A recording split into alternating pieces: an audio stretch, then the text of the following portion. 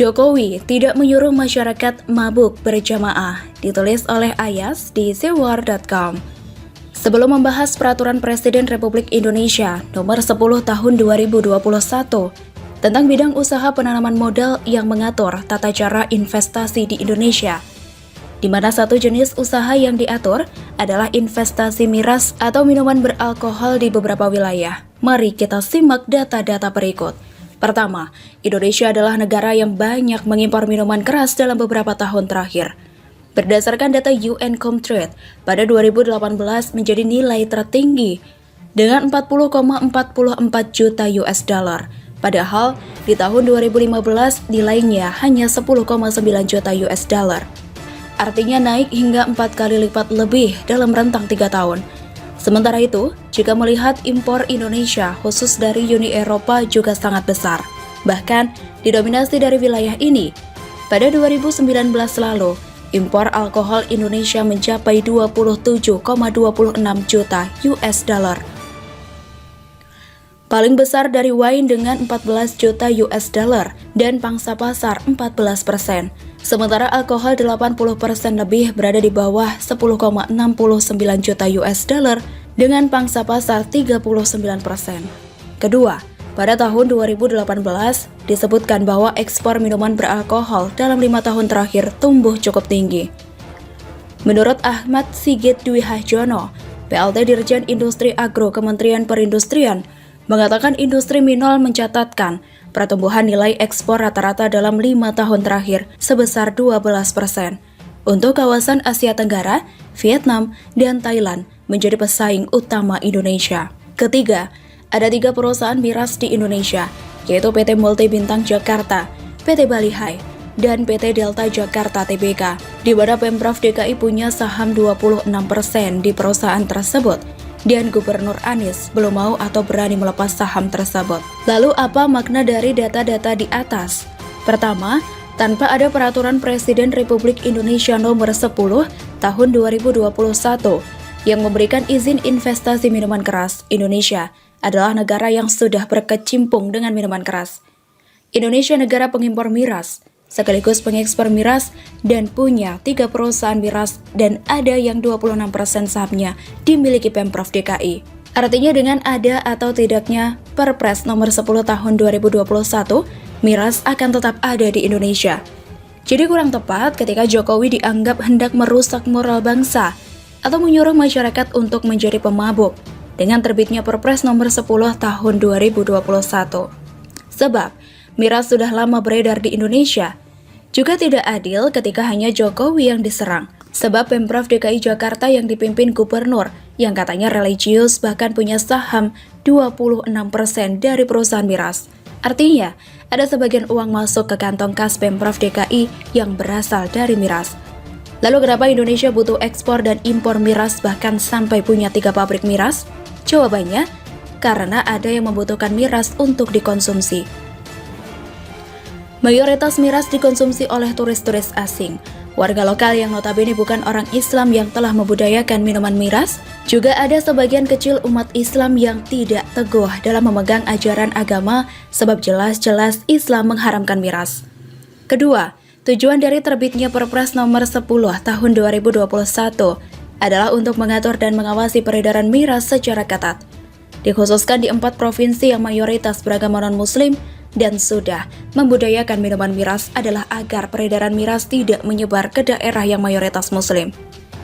Selain itu, perlu dipahami bahwa Jokowi hanya memberi izin investasi miras di Bali, Sulawesi Utara, NTT, Papua, dengan memperhatikan budaya dan kearifan lokal setempat, bukan mendirikan perusahaan miras. Artinya, investasi miras di 4 provinsi tersebut juga berdasarkan persetujuan gubernur dan masyarakat di sana. Jika mereka menolak, artinya investasi miras tidak bisa berlaku di sana. Saya berani bertaruh, siapapun yang menjadi Presiden Indonesia, entah itu Ketua MUI, Ketua PBNU, atau Ketua Muhammadiyah sekalipun, tidak akan bisa melenyapkan miras dari Indonesia. Karena sudah menjadi bagian dari kehidupan sebagian masyarakat Indonesia.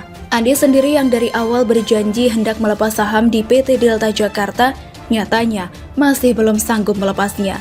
Mencoba melenyapkan miras justru bisa sangat rawan konflik, sebab Indonesia bukan negara Islam, tidak memakai hukum Islam sebagai landasan, tidak hanya negara milik orang Islam semata.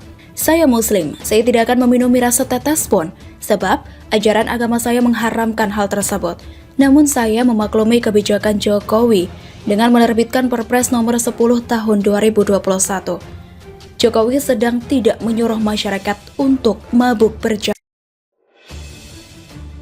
KLB makin di depan mata, SBY makin ketar-ketir. AHY tak bisa apa-apa. Ditulis oleh Sardi di sewar.com.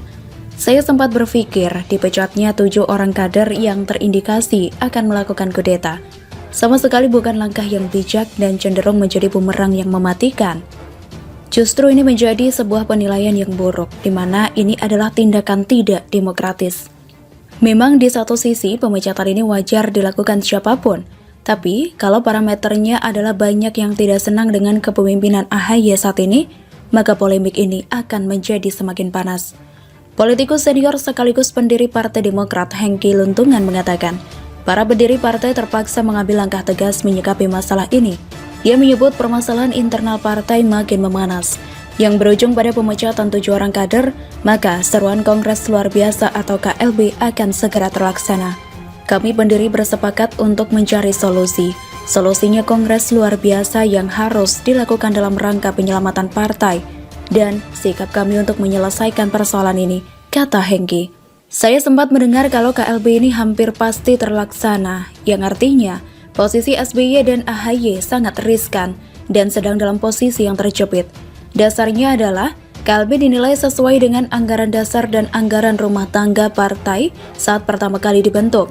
Hengki juga menjelaskan dalam ADART pertama saat PD dibentuk, tidak dibutuhkan persetujuan dari Ketua Umum maupun Majelis Tinggi. Pelaksanaan KLB ini harus dilakukan berdasarkan ADART yang benar-benar dilakukan pada saat Kongres pertama. Artinya, jangan menciptakan dalam ADART bahwa saya seorang ayah jadi majelis tinggi, anak saya jadi ketum. Lanjutnya, Hengki bahkan mengatakan SBY bukanlah pendiri partai, melainkan hanya bergabung ke partai saat akan mencalonkan diri sebagai calon presiden pada pemilu tahun 2004. Awal berdirinya Partai Demokrat adalah untuk digunakan oleh SBY sebagai kendaraan politik maju sebagai calon wakil presiden yang berpasangan dengan Megawati Soekarno Putri pada tahun 2000. Karena masalah waktu yang sempit, akhirnya SBY gagal diganti Hamzah Has. Inilah cikal bakal lahirnya Partai Demokrat. SBY tidak masuk dalam jajaran nama sebagai pendiri partai, kemudian mencalonkan SBY sebagai capres pada pemilu 2004. Partai Demokrat bisa menjadi besar, memang tidak bisa mengabaikan peran dan jasa SBY yang menang pemilu 2 periode. Tanpa kemenangan ini, Demokrat mungkin hanyalah partai kecil yang mengambang di dunia politik tanah air. Karena itulah, nama SBY sangat penting dan sentral di partai ini. Coba pikirkan, kalau mendengar nama Demokrat, pasti nama pertama yang muncul di benak kita adalah SBY, bukan?